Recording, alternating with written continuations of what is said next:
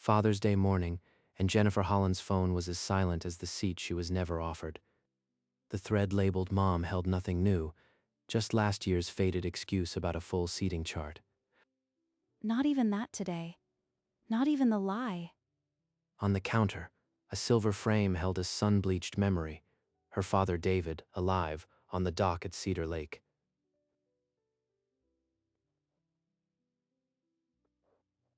She poured batter into the pan the way he'd shown her, slow circles, even heat, a ritual from his own Sunday mornings. I made pancakes, Dad. The way you did? There's no one else to make them for. The first tear didn't surprise her. It was the silence that finally broke through 14 years of pretending it didn't hurt. He would have been 62 today, and my mother is toasting her second husband while I'm here, invisible again. Jennifer ate her pancakes alone, each bite a small rebellion against the woman who'd never saved her a place. And on that Father's Day, the day her mother finally stopped pretending, Jennifer let herself feel the full weight of what had been stolen. What Jennifer felt this morning was 14 years in the making, a wound cut open the summer after her father died, when her mother remarried and Father's Day became a showcase for someone else. Every third Sunday in June, Linda Morrison hosted a brunch at Silver Oaks Country Club. White linen, mimosas, a banner that read, "Happy Father's Day," and a table where Jennifer's name was never written. Linda would laugh beside her new husband, stepson Connor in the frame, while her own daughter was told the reservation had no room. The day of text came like clockwork. "Sorry, seating chart is full this year. Let's do something next week." Next week never came. The first time I was 16. I wore a dress and waited by the door. The text arrived at 10:04 a.m. Darling, it's just one meal. Don't be dramatic. You'll be fine at home. The family photos on Linda's mantle told the story: her new husband, her stepson, an empty space where Jennifer should have been. Every Father's Day, Jennifer would still cross out the date on her calendar, a small ritual of hope that this year might be different. After 14 years, you'd think I'd stop hoping. But every June, some little girl inside me still waits for an invitation. This year, not even the lie arrived, and the silence was louder than any excuse. That afternoon, while Jennifer sat watching the light shift across the kitchen floor, her phone shattered the stillness. She answered reluctantly, not recognizing the number. Miss Holland, my name is Charles Brennan. I was your father's attorney. My father's attorney. I haven't heard that name in 14 years. I have been waiting 14 years to honor a clause in a letter your father left with me. He instructed me to contact you within 7 days of your 30th birthday. A letter? From my dad? I turned 30 a week ago. What does it say? I'm not at liberty to discuss the contents over the phone, but I can tell you it's time. Please come to my office tomorrow morning, 10 o'clock. Something my father planned 14 years ago, and my mother never mentioned. Jennifer gave a quiet yes, saved the address, and ended the call, her pulse a drumbeat she hadn't felt in years. For the first time since dawn, something other than pain tugged at her chest, a thread her father had left her to follow. The next morning, Jennifer parked outside a brick building with gold lettering, Brennan and Associates. Inside, Mr. Brennan rose from behind a mahogany desk, his expression grave but kind. Your father was a far-sighted man, Miss Holland. He saw things coming that others refused to see. When you were 2 years old, he purchased a small lakefront cabin in your name, paid in full, held in an irrevocable trust your mother never knew about. A cabin. He bought a cabin for me when I was learning to talk, and my mother never said a word. Brennan slid a yellowed envelope and a folded deed tied with crimson ribbon across the polished desk. Jennifer's hands trembled as she picked up the envelope, her father's name written in the corner. He planned this 14 years ago. He knew I'd need something to hold on to. She broke the seal and unfolded a single page, the handwriting looping and familiar, her father's. The room held its breath as Jennifer began to read a letter from a man who had loved her enough to make sure she would never be truly alone. My dearest Jennifer, if you're reading this, I'm no longer there to hold you. Every choice I made was to protect you. I saw the woman your mother might become the need to rewrite history. I feared she'd shut you out of your own story. So I bought a small cabin on Cedar Lake when you were 2. It's yours, paid for and safe, a place she can never take. He knew. 14 years before the first brunch, before every empty chair, he knew what she would do. The letter ended with a shaky line. I'm so proud of you, and sorry I won't be there. Jennifer's tears smudged the ink. The deed and keys are yours, Mr. Fields. The caretaker has kept the cabin ready for you. He placed the folded deed and a brass key into Jennifer's hands, the metal cold against her skin. A home. A real home that nobody can take from me, not even my mother. She left the office carrying a weight that felt more like an anchor than a burden, her father's love made tangible. Outside, the morning sun broke through as Jennifer unlocked her car, a new destination glowing on her phone. The drive took 2 hours, the city thinning into forest, until the GPS announced a gravel road that led to the water. The cabin appeared through the trees, modest, wooden, with a porch that seemed to lean toward the lake. The brass key turned with a smooth click, as if the lock had been waiting. It smells like pine and old books. Like him. The living room was frozen in time, a stone fireplace, a worn couch, a bookshelf heavy with her father's favorite titles. On the kitchen table, a single photograph in a simple frame, a 2-year-old girl in a blue sundress, laughing on the dock, her father's arms around her. I remember this day. He taught me to skip stones and promised this place would always be mine. She walked to the porch, the screen door whining behind her, and stood where her father must have stood 100 times. He bought this when I was 2. He saw the future and built me a shelter. The lake spread out before her, still and deep, as if it had been holding its breath for this moment. As dusk fell, Jennifer carried the letter to the dock, the paper still warm from her father's hand. She read the last lines aloud. I am sorry I won't be there to see you grow, but this place will hold you when I cannot. One day, this lake will be your special place, Jenny. Promise me you'll come back when you need it most. He prepared for this moment. He knew my mother would leave me behind, so he built a place for me to land. Her gaze shifted from the water to the cabin, then to her phone, black and silent on the porch railing. If I tell Linda about this place, she will find a way to stain it, to make it about her. I cannot let that happen. She made a silent promise to the lake and the pines. She would stay here all summer, and not a soul would know. She folded the letter, tucked it into her pocket, and walked back to the cabin under a sky turning from gold to indigo. This is not a secret. This is my home, my father's last gift, and I will protect it. The cabin held her, quiet and faithful as the first stars pricked through the darkening sky. The next morning, Jennifer returned to her apartment just long enough to pack a summer's worth of life into a single suitcase. On the phone, she wove a careful story for work, a remote curriculum project, an opportunity she couldn't pass up. This apartment never felt like mine. It was just a waiting room between my mother's world and something I couldn't name. She remembered the day Linda replaced every family photo on the mantel. Her father's smile vanished into a storage box. Jennifer, we're a family now. The past is the past. Pictures like these just confuse people. By afternoon, Jennifer was driving back toward the lake, the city skyline shrinking in her rear-view mirror. She arranged her music stand by the window, her father's novels on the nightstand, the cabin slowly molding itself around her. My mother fills rooms with crystal and silence. My father filled this place with pine needles and love. As dusk settled, she stood on the porch, the deed in her pocket, the letter's weight steady against her heart. She fell asleep that night without dreaming of locked doors for the first time in 14 years.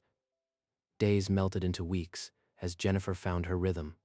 Coffee at sunrise, sweeping pine needles, reading her father's annotated novels by golden afternoon light. She learned to live without dread, no brunch invitations to refuse, no mother to avoid, the silence filled with bird song and waves. One afternoon, searching the hall closet for a quilt, her hand brushed a dusty box she had never seen before. The box was tied with kitchen twine, smelling of cedar.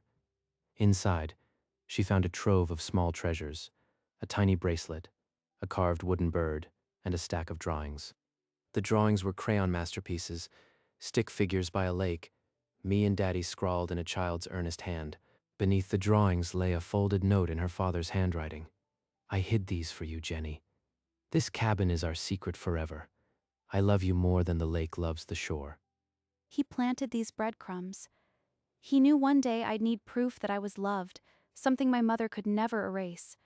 She carried the box to the porch, laying out each drawing on the wooden floor as the lake air cleansed her spirit. When she set his note beside the photograph on the bookshelf, the cabin stopped being a room and became a conversation he had started years ago. She closed the closet door and made a quiet vow. No one would ever empty this place of his memory. That evening, Jennifer laid the deed and the letter on the kitchen table as if arranging an altar of love and loss. She read his words again. This cabin is your home, a place where no one can tell you that you don't belong. Not your mother, not anyone. He wrote that 14 years ago, and it has been true every single Father's Day since. Your father's death was the best thing that happened to this family. Now we can finally move forward. She said that to me when I was 17. The best thing. Rage and grief tangled in Jennifer's chest, and before she could stop herself, she was walking through the mist toward the dock. I am not the best thing. I am not invisible. My father loved me, and you can't erase that. Her voice cracked and broke, swallowed by the water, until she sank onto the wooden planks, tears streaming freely.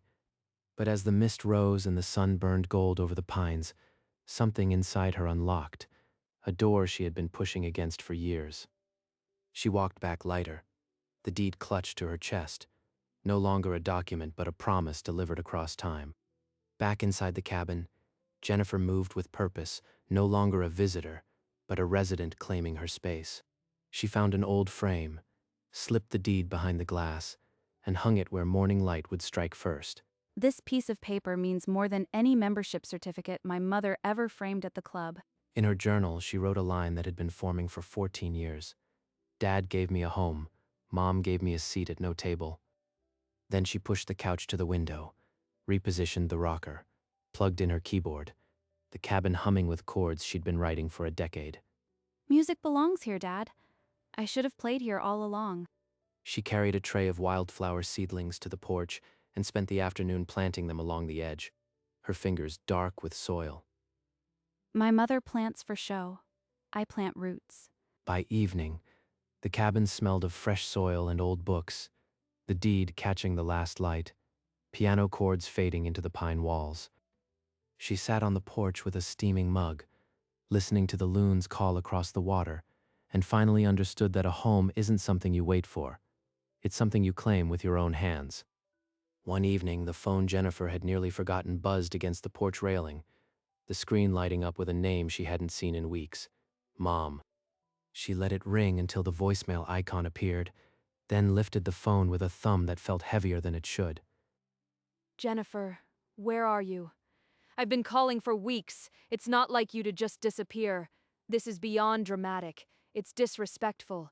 Call me back immediately. Disrespectful. That's her word for me wanting to exist somewhere other than her shadow.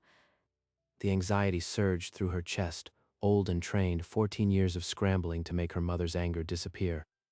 But then her eyes found the letter still resting on the kitchen table, and the words she had read that morning steadied her. My father didn't leave me this home so I could crawl back to a woman who never saved me a seat. With a quiet exhale, she tapped delete. The voicemail vanished, and with it, a small piece of her guilt. She did not call back. For the first time in her adult life, Jennifer chose silence over salvation. The lake swallowed the last of the evening light, and the phone lay silent on the railing. Its power dimmed to nothing. A few mornings later, the phone vibrated beneath Jennifer's coffee mug, a text from Linda. I'm worried. Please call. Then another message arrived, from an unfamiliar number. Hey Jen, Mom's really upset. She's asking where you are. Are you okay? It's Connor. Connor, the stepbrother who got the seat I was denied for 14 years. Her thumb hovered over the keyboard, the familiar pull of obligation tightening her chest. Part of me wants to type I'm fine and make it all go away, like I've done every year. She typed exactly that. 3 short words. Then her eyes caught the date, late July, the month of the brunch she'd missed. She never asks if I'm okay on Father's Day. She only asks when I stop playing by her rules. She pressed delete. the letters vanishing as fast as her mother's real concern. The screen faded to black, and she set it face down on the table, the conflict still burning beneath her skin. Every unanswered message is another plank in the door between me and her world. Jennifer pushed through the screen door and stood at the lake's edge, the phone heavy in her hand, the water a mirror for the ache she had carried for 14 years. She opened Connor's message again, the polite concern a thin veil over the old machinery, her mother using someone else to pull the strings. 14 years of empty chairs and last-minute texts, a parade of excuses that never once asked if I was okay. But my father's voice cuts through. You always have a home. Not a seat at her table, a place she can never touch. She pressed the power button, watching the screen fade until it reflected only the sky. The soft chime of the shutdown was swallowed by the hush of pine needles and lapping water. I'm not their backup plan. I'm not their afterthought. The words left her lips and sank into the lake, and she felt something shift, a lock turning in a door she had been pushing against for years. She sat on the cold planks, the dark phone in her lap, the silence around her no longer empty, but filling with something that felt like protection. And for the first time, the distance between her and her mother did not feel like failure. It felt like freedom she was still learning to hold. For 2 weeks, Jennifer did not turn her phone back on. She filled mornings with songwriting, her guitar leaning against the porch rail, and evenings with her father's books. 60 miles away, Linda's calls still came, and each one dropped into the emptiness Jennifer had created. She's being dramatic. She'll come crawling back. She always does. Connor tried too, but his messages remained unanswered, a silent record of a door that was no longer open. One morning, while dusting the bookshelf, Jennifer's fingers caught on a cream envelope wedged between 2 novels. She unfolded a single page, her father's handwriting more hurried than before. Jenny, I'm writing this at midnight because I need you to know. You are the reason I worked so hard. You are my best thing. He didn't wait for me to need him. He made sure I never would. She pressed the letter to her heart, then set it beside the framed deed on the wall, the 2 documents now a shield against the world. That evening she walked the dock in the golden hour, his words threaded into her pulse, and in the silence, love felt louder than any noise her mother had ever made. The first leaves curled brown on the porch as Jennifer watched her phone power on after weeks of silence. Her screen flooded with 32 missed calls, 11 voicemails, and a cascade of texts from Linda and Connor. She scrolled through Linda's messages. This is childish shifted to, you're embarrassing me. Come home now. This is beyond dramatic, Jennifer. You're embarrassing the family. Come home right now. I don't understand why you're doing this, Jennifer. I don't know what I did. She doesn't understand. After 14 years of locked doors, she still can't see the wall she built. Connor's message sat there, weeks old. Mom's asking where you are. She's really upset. Let me know you're okay. A reply would open a door she had finally closed. She owed them not an explanation, but her own peace. She didn't type a word. She set the phone face up on the railing and watched the lake shimmer in the autumn light. The phone buzzed once and fell silent. Jennifer, for the first time, held the quiet as a gift instead of a wound. That same afternoon, Linda Morrison stood outside her daughter's old apartment, a sharp rap swallowed by hollow silence. The landlord told her Jennifer had packed up weeks ago, handed in her keys, and left no forwarding address. She moved out? Without telling me anything? Linda drove home through the thinning fall light, her hurt hardening into the familiar shape of insult. She burst into the living room, where her stepson was scrolling on the sofa, and flung her purse onto the cushion. She really left, Connor. Just vanished. No note, no call. Her stepson shrugged, the gesture dismissive, his eyes never leaving the screen. Linda walked to the mantel and stared at the family portraits. Her husband, her stepson. Jennifer wasn't in a single frame. For the first time, a single tear traced down her cheek, but it wasn't grief she felt. It was the ache of lost control over someone she had never truly claimed. And 40 miles away, in a cabin wrapped in autumn quiet, Jennifer slept without dreams, wrapped in a peace her mother would never understand. Autumn painted the lake in rust and gold, and the cabin, now fully claimed, exhaled the summer's memories into the crisp air. Standing on the dock with a steaming mug, she heard her father's words again, carried on the wind. "This cabin is yours. No one can take it from you." And I am finally ready to believe it. She wrote a short note to the man who had guarded her father's secret, sealed it with a kiss of gratitude, and drove it to the village post office. 3 days later, Charles Brennan read the note in his quiet office, a rare smile softening his lined face. Back at the cabin, Jennifer lifted the framed deed from the kitchen table and held it against the living room wall where the first light always fell. With a hammer from the tool shed, she drove a single nail into the old pine, the sound ringing through every room like a door closing forever. This deed held my father's promise for 28 years. Now it holds mine. She touched the small gold cross at her throat, a gift from her father the day she was born, and felt his presence settle warm and permanent around her. She walked back onto the dock that evening and watched the sunset bleed into the lake, knowing she had finally stopped waiting for a seat at a table that was never meant to hold her. 3 days after nailing the deed to the wall, a firm knock at the cabin door sent a jolt through the quiet. Through the window, she saw a delivery van pulling away, a cardboard box left on the porch with her name and her old address. Inside, she opened the box to find a familiar perfume, a cream envelope resting atop a stack of old photographs. The note held only 3 lines in Linda's elegant script. "Jennifer, I don't understand. Please call. Mom." Beneath the note, she found a cluster of photographs her mother had apparently kept hidden for years. David laughing on the dock, holding infant Jennifer to the light. She kept him all this time in a box, buried in a closet, while she toasted a stranger every Father's Day. But these are not hers to give. They were always meant for me. She walked through the cabin, tucking the photographs into frames and bookshelves, placing her father's smile in every room. Then she took the cream envelope to the fireplace, struck a match, and watched Linda's words curl into ash. She no longer needed her mother to understand. She only needed the silence, and the photographs, and the home that had always been waiting for her. Winter crept across the lake, ice forming in the shallows, but the cold only made the cabin's warmth feel like a victory. Jennifer walked the shoreline, her boots crunching on frozen gravel, and for the first time, she thought about the Father's days to come. Next June, I'll make pancakes on the porch. I'll play his favorite songs. I won't wait for an invitation that will never come.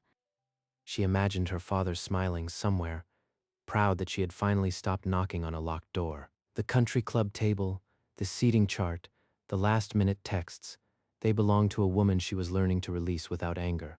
Back inside the cabin, she struck a match and lit the fire, the hearth blazing with light that chased every shadow from the corners. She pulled her father's old flannel from the closet and wrapped it around her shoulders, the worn fabric still holding the shape of his arms. This is home. Not because I ran away, but because I finally stopped running. She curled onto the couch with a novel, the wood crackling beside her, and understood that family wasn't a seat at a table, it was a fire you built yourself. And as winter closed its fist around the lake, Jennifer Holland was, for the first time, warm. On a quiet Sunday, Jennifer parked at the cemetery gates and walked between the headstones until she found his name. She knelt in the dry winter grass, wiping dead leaves from the marble with her gloved hand.